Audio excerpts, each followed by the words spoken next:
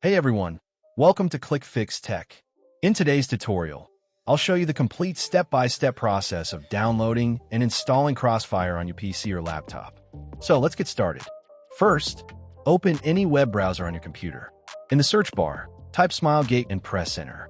From the search results, open the official website.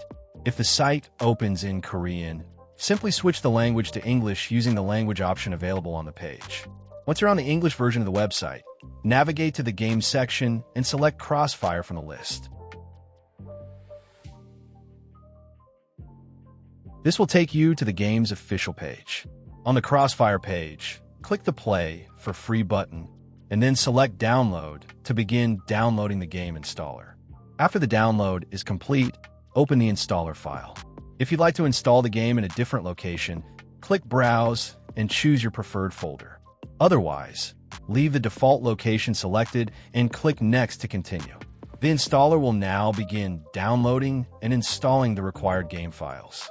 Depending on your internet speed, this process may take a few minutes, so just wait until it finishes. Once the installation is complete, open the folder where CrossFire was installed. Inside, you'll find the CrossFire launcher. Double-click it to complete the launcher installation if prompted.